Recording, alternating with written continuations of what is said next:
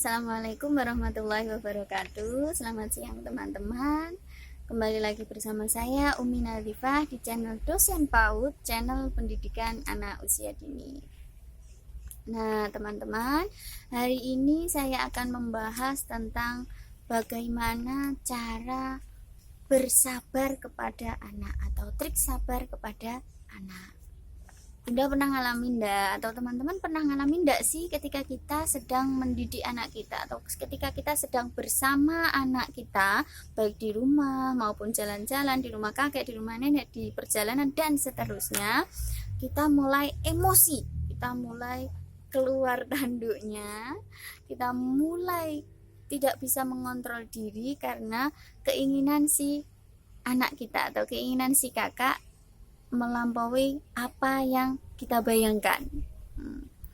Sebenarnya anak itu positif ya Bunda. Yang mereka lakukan itu selalu sesuai dengan apa yang mereka pelajari pada hari itu. Namun kadang yang mereka pelajari itu tidak sesuai dengan yang kita prediksikan. Jadi unpredictable menurut kita itu bukan mainan tapi dibuat mainan oleh kakak. Nah itu yang menjadi masalah.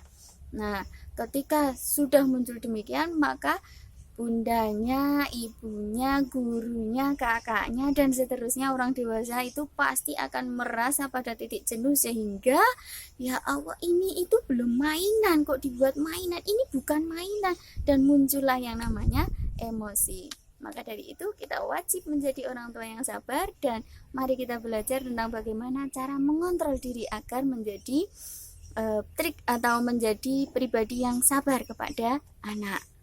Yang pertama, silahkan Bunda menjadi pendengar yang aktif. Nah, ini biasanya. Kenapa kita muncul emosi? Kenapa muncul emosi dalam diri kita? Karena kita tidak pernah ingin tahu apa yang sedang dialami oleh anak. Kita hanya ingin tahu apa yang kita lihat, apa yang kita rasakan, apa yang kita alami. Anak jatuh, itu kita marahi. Tadi Bunda sudah bilang, kalau main sepeda nggak boleh kencang-kencang, makanya jatuh. Itu ada batu nggak dilihat. Nah, ini dari sudut pandang kita.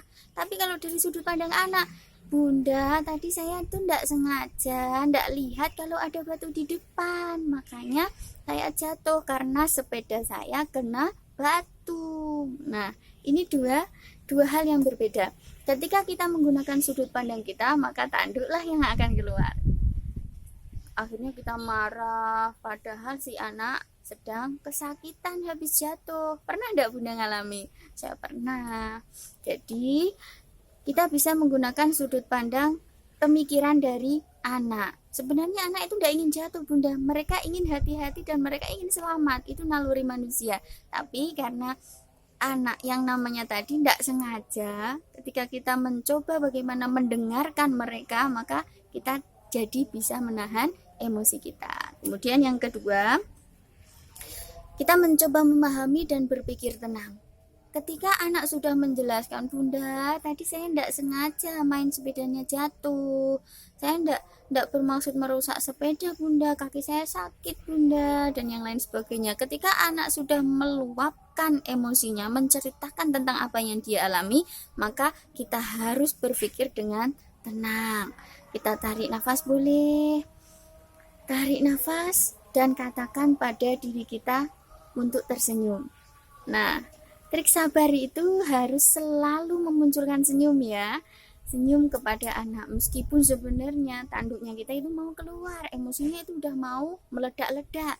Tapi karena kita berusaha untuk bersabar kepada anak, maka kita ingat kembali, senyumlah dan berpikirlah dengan tenang sehingga nanti tidak akan keterusan emosi kita, pasti akan terkontrol.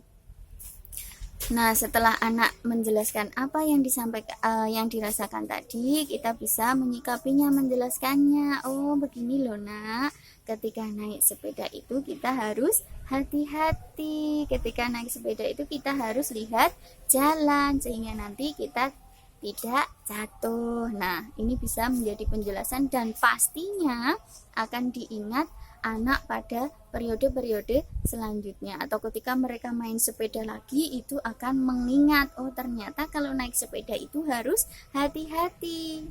Kalimat yang kita sampaikan dengan nada dingin, kalimat yang kita berikan kepada anak, nasihat yang kita berikan kepada anak ketika anak sudah mengalami sesuatu, maka itu akan lebih tersimpan dalam memori anak daripada ketika anak mengalami suatu momen dan kita ngomel-ngomel bunda, itu hangus, hilang semua, besok pasti diulangi lagi. Tidak percaya silakan jenengan amati sendiri.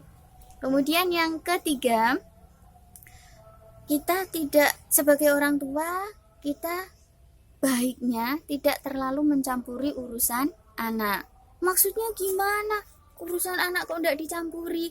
Maksudnya begini bunda, maksud dari kata kita tidak mencampuri urusan anak adalah ketika anak sedang bermain, menyusun balok, atau anak sedang bermain menggambar, atau anak sedang mencoba mewarnai, atau anak sedang mencoba naik sepeda.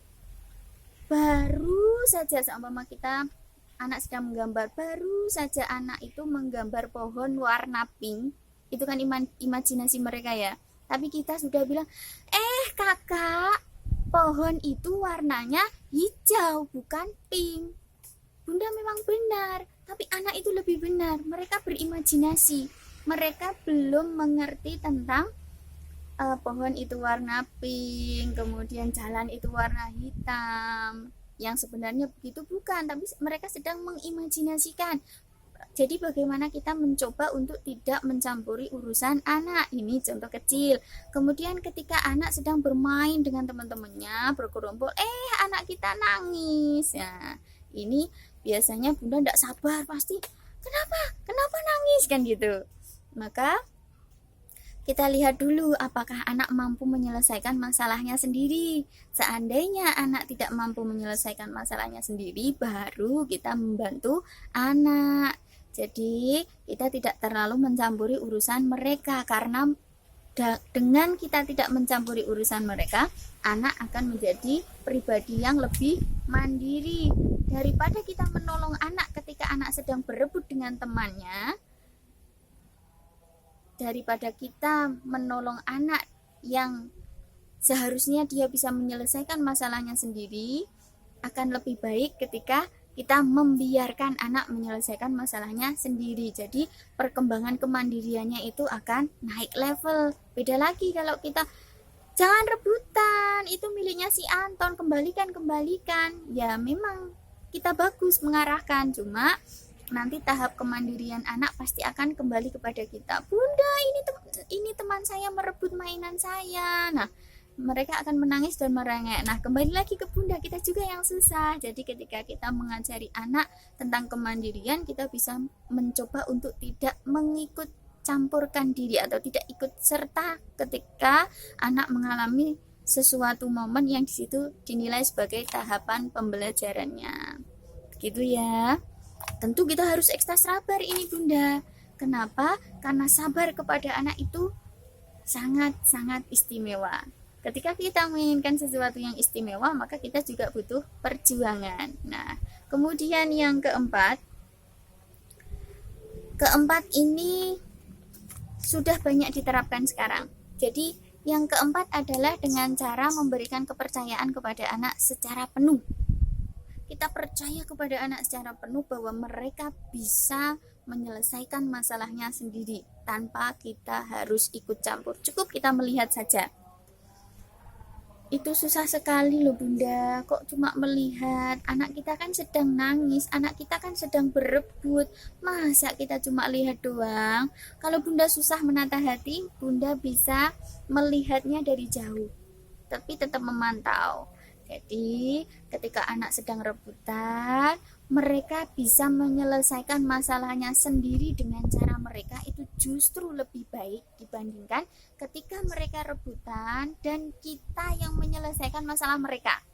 Jadi tingkat kemandiriannya berbeda. Maka dari itu yang namanya sabar, kembali lagi, sabar kepada anak itu sangat sulit. karena levelnya pada level tinggi, karena banyak sekali bunda, banyak sekali ibu, banyak sekali guru yang kurang atau yang kadang bunda memang sudah sabar tapi kadang-kadang sabarnya itu menipis karena emosinya yang naik. Maka dari itu semua yang dilakukan oleh anak bisa kita garis bawahi bahwa itu adalah cara mereka belajar. Dan ketika kita menginginkan anak kita pintar, maka biarkan mereka belajar sesuai dengan naluri alamiah mereka. Jadi mereka berkembang sesuai dengan alamiahnya pada usianya. Kita memang wajib menjadi, kalau katanya Lev Vygotsky ya, jadi kita bisa menjadi orang tua yang baik itu ketika kita bisa memposisikan diri ketika anak butuh bantuan, tidak butuh bantuan, dan sangat-sangat memerlukan bantuan.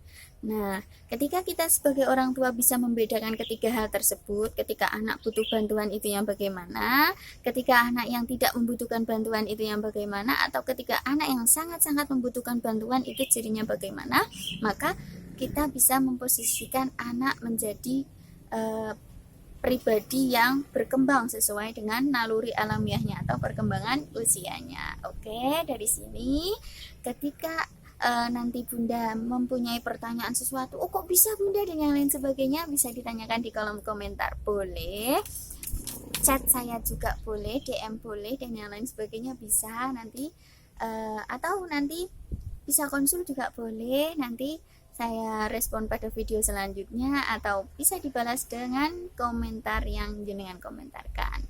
Begitu untuk hari ini saya cukupkan. Terima kasih. Salam semangat kepada bunda-bunda semua, salam semangat kepada teman-teman semua.